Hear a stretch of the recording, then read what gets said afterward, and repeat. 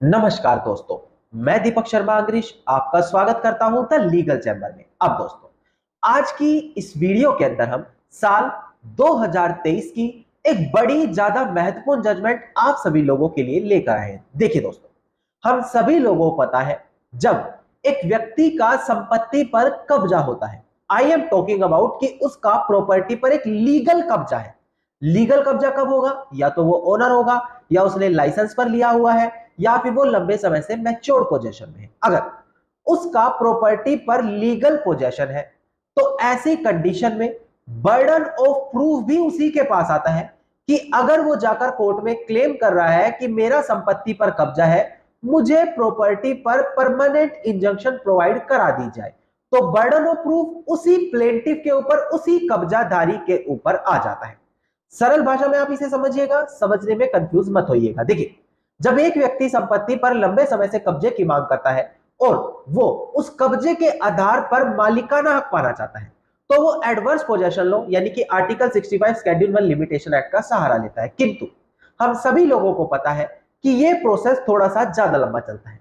तो ऐसी कंडीशन में अगर अपोजिट पार्टी यानी कि जो उस कब्जाधारी को कब्जे से बाहर करने की कोशिश कर रही है, वो प्रॉपर्टी का रियल ओनर नहीं है, वो कोई थर्ड पर्सन है, तो ऐसी कंडीशन में वो जो कब्जाधारी प्रॉपर्टी के कब्जे में है, उनके खिलाफ परपेचुअल इंजंक्शन यानी कि परमानेंट इंजंक्शन की मांग कर सकता है, बिना डिक्लेरेशन, बिना खुद को ओनर एस्टेब्लिश करे। ये बड़ा महत्वपूर्ण चीज है दोस्तों, जिसको मैं अपनी पहली जजमेंट में भी क्लियर कर चुका हूं, और आज की जजमेंट में इसी टॉपिक से रिलेटेड एक बड़ी महत्वपूर्ण अपडेट आई है, वो भी मैं आगे आपको क्लियर करके दूंगा। अब दोस्तों, अगर आप लोगों को हमारी ये वीडियो अच्छी लगती है, आप लोगों को हमारी तरफ से किए गए एफर्ट्स अच्छे लगते हैं, तो मेरा आप लोगों से अनुरोध है, वीडियो को आप लाइक जरूर करें और साथ ही साथ अपना वैल्यूएबल कमेंट सेक्शन में जरूर लिखें। तो चलिए दोस्तों, अब आज की इस वीडियो को हम ज्यादा लंबा ना करते हुए आज की इस वीडियो को स्टार्ट करते हैं।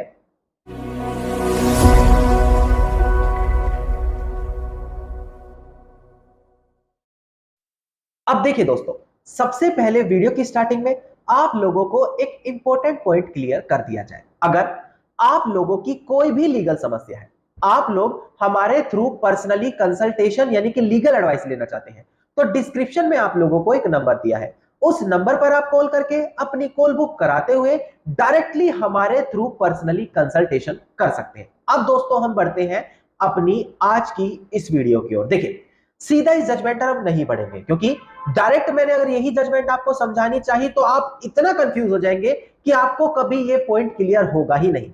तो सबसे पहले कुछ बेसिक चीजें आपको क्लियर करनी पड़ेगी। देखिए, सबसे पहले बात आती है परपेचुअल इंजंक्शन, जिसे सरल भाषा में हम परमानेंट इंजंक्शन, कोर्ट से परमानेंट स्टे की बात करते हैं। देखिए, अगर आप स्पेसिफिक रिलीफ एक्ट के प्रोविजन पर ध्यान देंगे, जैसे कि सेक्शन 38, 39, 37, तो वहां पर परपेचुअल इंजंक्शन आपको दिखाई देगा। परपेचुअल इंजंक्शन मतलब प्रॉपर्टी पर आप परमानेंट स्टे पा सकते हैं। परमानेंट स्टे क्या होता है? अगर कोर्ट ने आपके पक्ष में परपेचुअल इंजंक्शन, परमानेंट इंजंक्शन दे दिया, तो उसके बाद आपको उस संपत्ति से बाहर नहीं किया जा सकेगा। कब तक नहीं किया जाएगा? जब तक कोर्ट खुद इस चीज का आदेश आप लोगों को ना दे कि आप प्रॉपर्टी से बाहर हो जाए। यह परपेचुअल इंजंक्शन कहा जाता है। अब यह चीज कब रिलीफ में आती है? जब कोर्ट अपने केस की फाइनल डिग्री देता है, उसी दौरान परपेचुअल इंजंक्शन किसी पार्टी के पक्ष में दिया जाता है। टेम्पररी इंजंक्शन, जिसे स्टेटस क्यू कहते हैं, वो अलग होता है। वो क्या होता है? वो प्रोसीडिंग्स की स्टार्टिंग में दिया जाता है, ताकि किसी भी प्रकार के वाद विवाद को और ज्यादा कठिन बनाने से, कोई ऐसी मुश्किल स्थिति पैदा होने से रोका जाए, उस पर टेम्पररी समय के लिए स्टेटस क्यू लगा दिया जाता है। पर आज हम बात कर रहे हैं परपेचुअल इंजंक्शन की। देखिए, एक बड़ी महत्वपूर्ण जजमेंट थी। डिस्प्ले पर केस टाइटल भी आपको साफ साफ दिखाई दे रहा होगा। यहां पर साफ तरीके से निर्धारित था कि प्रॉपर्टी का जो रियल ओनर है, उसके अगेंस्ट में कभी भी परपेचुअल इंजंक्शन नहीं दिया जाएगा। यानी कि अगर आप कोर्ट से प्रॉपर्टी के रियल ओनर के अगेंस्ट में परपेचुअल इंजंक्शन की मांग कर रहे हैं, तो पहले आपको डिक्लेरेशन के माध्यम से खुद को ओनर एस्टेब्लिश करना पड़ेगा, खुद के राइट्स उस प्रॉपर्टी पर दिखाने पड़ेंगे। आफ्टर दैट ही आप उस प्रॉपर्टी पर परपेचुअल इंजंक्शन की मांग कर सकते हैं। परपेचुअल इंजंक्शन अगर आपके फेवर में आ गया, तो जो भी रियल ओनर है, जो भी थर्ड पर्सन है, वो आपको प्रॉपर्टी से फोर्सफुली बेदखल नहीं कर सकेगा, क्योंकि कोर्ट ने आपके पक्ष में परपेचुअल इंजंक्शन दिया है। पर दोस्तों, यहां पर मैंने जैसे आपको क्लियर किया कि कभी भी प्रॉपर्टी के रियल ओनर के अगेंस्ट में परपेचुअल इंजंक्शन नहीं मांगा जा सकता। तो ऐसी कंडीशन में एक कब्जाधारी क्या करता है, वो सेक्शन 34 का डिक्लेरेशन सूट डालता है, आर्टिकल 65 शेड्यूल 1 लिमिटेशन एक्ट के तहत एडवर्स पोजेशन का लॉ का रेफरेंस देता है और खुद के फेवर में डिक्री कराने की कोशिश करता रहता है। इसको एडवर्स पोजेशन लॉ के तहत ओनरशिप पाना चाहते हैं। किंतु यहां से समझिएगा, अगर एक कब्जाधारी, एक व्यक्ति जिसका प्रॉपर्टी पर लंबे समय से पोजेशन है, उसको थर्ड पार्टी आकर प्रॉपर्टी से बेदखल करने की कोशिश करती है, बाहर फेंकने की कोशिश करती है, तो उस पार्टी से खुद को डिफेंड करने के लिए उसको डिक्लेरेशन सूट डालने की जरूरत नहीं है।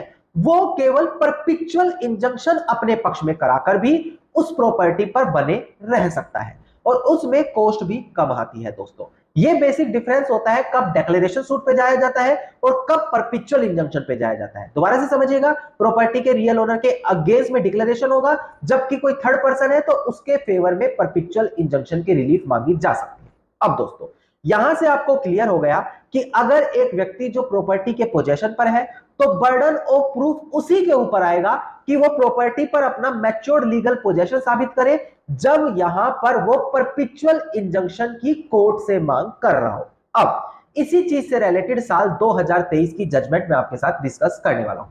सबसे पहले आपको केस के टाइटल क्लियर किया जाएगा, उसके बाद केस के फैक्ट्स और बैकग्राउंड क्लियर किए जाएंगे, आखिर में ऑनरेबल हाई कोर्ट ने रेलिवेंट जजमेंट में क्या क्लैरिफिकेशन दी, ये चीज यहां पर आपको क्लियर की जाएगी। दोस्तों, अब देखिएगा दोस्तों, डिस्प्ले पर यहां पर आपको केस का ऑर्डर दिखाई दे रहा होगा। केस टाइटल है हमारा यहां पर चंद्रा एंड अदर्स वर्सेस जी कृष्णप्पा।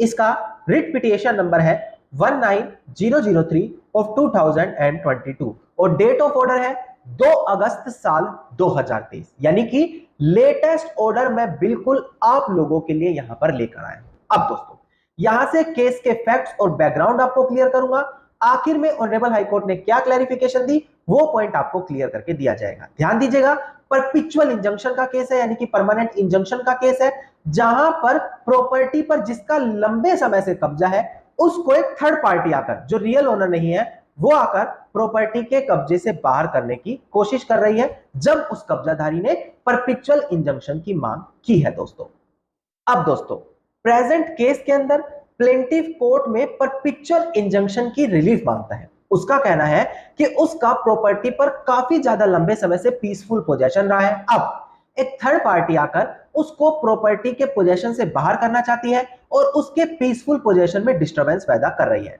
उसको परपेचुअल इंजंक्शन यहां पर कोर्ट से रिलीफ चाहिए। नाउ दोस्तों, रिस्पोंडेंट का कहना है कि लंबे समय से ये पोजेशन नहीं रहा, बल्कि प्रॉपर्टी पर हमारा पोजेशन रहा है। अब दोस्तों, यहां पर प्लेंटिफ जब पोजेशन अपना बता रहा है तो ऐसी सिचुएशन में ग्राम पंचायत के और बीबीएमपी जो अथॉरिटी होती है उनके डॉक्यूमेंट कोर्ट में सबमिट करता है अपना पोजेशन कोर्ट में एस्टेब्लिश करने के लिए। अब देखिए, जो प्रॉपर्टी पर कब्जादारी है उसने कुछ रेलिवेंट एविडेंस कोर्ट में दिखाया, जैसे कि मैंने अभी आपको बताया बीबीएमपी हो गया, या फिर यहां पर जो हमारे ग्राम पंचायत थे उनके कागज हो गए, वो यहां पर उसकी तरफ से कोर्ट में लगाए गए हैं। अब जैसे ही ये एविडेंस के तौर पर लगाए गए, यहां पर जो केस के अंदर डिफेंडेंट था उसने ऑर्डर 16 रूल 1 की एप्लीकेशन डाल दी। उसका कहना है कि इन डॉक्यूमेंट्स को ऐसे एक्सेप्टेड नहीं करना चाहिए, ये फॉल्स और फैब्रिकेटेड भी है। यहां पर ऐसी कंडीशन में एप्लीकेशन फाइल करते हुए उन्होंने जो ग्राम पंचायत या फिर बीबीएमसी के ऑफिशियल्स हैं उनको कोर्ट से समन कराने पर बुलाने की बात कही कि उनको कोर्ट में समन करके बुलाओ और उनकी स्टेटमेंट यहां पर रिकॉर्ड करो। अब इस एप्लीकेशन को रिजेक्ट कर दिया गया ट्रायल कोर्ट की तरफ से कि हम उन ऑफिशियल्स को नहीं बुलाएंगे। नाउ दोस्तों, यहां पर जो डिफेंडेंट था केस में अपने आप को डिफेंड कर रहा था, वो ऑनरेबल हाई कोर्ट का दरवाजा खटखटाता है पिटीशन के माध्यम से। उसका कहना है कि जब प्रॉपर्टी पर परपेचुअल इंजंक्शन की मांग चल रही है तो ऐसी कंडीशन में बर्डन ऑफ प्रूफ किसके ऊपर आएगा? प्लेंटिफ के ऊपर, जो संपत्ति पर कब्जा जमा कर बैठा है उसी को उन डॉक्यूमेंट्स को प्रॉपर तरीके से अकॉर्डेंस विद लॉ कोर्ट में एस्टेब्लिश करना पड़ेगा कि ये जेन्युइन है। और जब हमने इसी चीज की एप्लीकेशन लगाकर डिमांड की तो हमारी एप्लीकेशन को रिजेक्ट कर दिया गया। अब हमारी यहां पर आपसे डिमांड है कि हमारी एप्लीकेशन एक्सेप्ट कराई जाए और उन ऑफिशियल्स को कोर्ट में बुलाया जाए। देखिए, यहां पर ऑनरेबल हाई कोर्ट ने भी यही कहा कि ये जो सूट है केवल मेयर इंजंक्शन सूट है, यानी कि केवल परपेचुअल इंजंक्शन की मांग की है, कोई भी डिक्लेरेशन सूट नहीं है। तो ऐसी कंडीशन में जो संपत्ति के पोजेशन में है, जो प्लेंटिफ है, केस डालने वाला है, उसी के ऊपर बर्डन ऑफ प्रूफ आता है कि वो जो भी डॉक्यूमेंट्स कोर्ट में सबमिट करता है उसको with accordance with law court में आकर, यानी कि कानून के तहत कोर्ट में एस्टेब्लिश करे कि वो किस तरीके से जेन्युइन और ओरिजिनल है। तो ऐसी कंडीशन में अगर प्लेंटिफ इन डॉक्यूमेंट्स को एस्टेब्लिश करने में, जेन्युइन दिखाने में फेल हो जाता है तो उनकी तरफ से जो ये सूट डाला गया है ये भी फेल माना जाएगा। इसके अलावा तो बर्डन ऑफ प्रूफ प्लेंटिफ के ऊपर ही आया है, यानी कि उसी व्यक्ति के ऊपर जिसका प्रॉपर्टी पर कब्जा है उसी को साबित करना पड़ेगा रेलेवेंट डॉक्यूमेंट को, उनकी जेन्युइननेस को। तो ये चीज वो कोर्ट के फाइनल ऑर्डर आने से पहले भी साबित कर सकता है। तो ट्रायल कोर्ट की ये जिम्मेदारी है कि जब वो अपना फाइनल ऑर्डर डिस्पोज करे उससे पहले यहां पर जो प्लेंटिफ है अपनी तरफ से लगाए गए इन डॉक्यूमेंट्स की जेन्युइननेस को साबित करे, और जो डिफेंडेंट है उसको यहां पर बर्डन ऑफ प्रूफ उसके ऊपर नहीं आता कि वो इस चीज को जेन्युइन या फिर फैब्रिकेटेड साबित करे। यानी कि उसकी तरफ से डाली गई इस अपील को डिसमिस कर दिया ये कहते हुए कि बर्डन ऑफ प्रूफ जब प्लेंटिफ के ऊपर है तो प्लेंटिफ को ही इसको साबित करना पड़ेगा कोर्ट के फाइनल ऑर्डर आने से पहले, और उस चीज पर कोई इस तरीके की एप्लीकेशन फाइल करने की जरूरत ही नहीं है। तो इस चीज में जो उन्होंने यहां पर अपनी रिट पिटीशन डाली थी उसको भी डिसमिस कर दिया गया। अब दोस्तों यहां पर हो सकता है 1% आपको कंफ्यूजन बनी हो कि आखिरकार है क्या। देखिए सरल भाषा में समझिएगा, प्रैक्टिकल चीज आपको बताता हूं। अगर एक कब्जाधारी संपत्ति पर कब्जा जमा कर बैठा है या एक व्यक्ति कोर्ट से केवल परपेचुअल इंजंक्शन की मांग कर रहा है, कोई अदर रिलीफ की मांग नहीं कर रहा, तो हमेशा बर्डन ऑफ प्रूफ उसी व्यक्ति के ऊपर आएगा जो कोर्ट से रिलीफ मांग रहा है। अब ऐसी कंडीशन में वो कोई भी डॉक्यूमेंट सबमिट कर रहा है, कोई भी इश्यूज क्रिएट कर रहा है, तो बर्डन ऑफ प्रूफ उसके ऊपर है कि कोर्ट का फाइनल ऑर्डर आने से पहले उस चीज को वो कोर्ट के सामने एस्टेब्लिश करे। अगर वो एस्टेब्लिश नहीं कर पाता तो उसका वो सूट डिसमिस हो जाएगा, वो फेल हो जाएगा। और जो अपोजिट पार्टी है, चाहे वो थर्ड पर्सन हो या कोई भी हो, उसको यहां पर कोई स्पेशल एप्लीकेशन लगाने की, कोई स्पेशल क्वेश्चन राइज करने की नहीं है, क्योंकि बर्डन ऑफ प्रूफ कब्जाधारी के ऊपर है। अगर वो साबित नहीं करेगा तो खुद हारेगा, और साबित कब करना होगा? फाइनल ऑर्डर आने से पहले करना होगा। अब प्रैक्टिकली आप इसे ऐसे समझें कि अगर आपकी प्रॉपर्टी पर कोई कब्जा करके बैठा है तो वो कभी भी केवल और केवल परपेचुअल इंजंक्शन की मांग नहीं करेगा, वो डिक्लेरेशन की पहले मांग करेगा। सेकंड चीज, अगर केवल परपेचुअल इंजंक्शन की मांग की है, जो भी डॉक्यूमेंट उसने लगाए हैं, तो बर्डन ऑफ प्रूफ उसी के ऊपर आता है। जो थर्ड पर्सन है उसको इससे कोई भी लेना देना नहीं होता। दोस्तों धन्यवाद। दोस्तों उम्मीद करता हूं वीडियो के अंदर मिली जानकारी आप सभी लोगों के लिए बेहद ज्यादा लाभदायक साबित होगी। वीडियो के अंदर अगर मिली जानकारी आप सभी लोगों को अच्छी लगी तो वीडियो को आप लाइक, शेयर और कमेंट जरूर कीजिएगा। वीडियो से जुड़ा अगर आप लोगों का कोई भी क्वेश्चन है तो आप कमेंट सेक्शन में मुझे लिख सकते हैं। इसके अलावा अगर आप पर्सनली कंसल्टेशन यानी कि लीगल एडवाइस लेना चाहते हैं तो डिस्क्रिप्शन में आप लोगों को नंबर दिया है, उस नंबर पर आप कॉल करके अपनी कॉल बुक कराते हुए डायरेक्टली हमारे थ्रू कंसल्टेशन कर सकते हैं। इसके अलावा अगर आप इसी प्रकार की इंफॉर्मेटिव वीडियोस रोजाना पाना चाहते हैं तो चैनल को सब्सक्राइब करते हुए नोटिफिकेशन बेल आइकन आप जरूर दबा दें।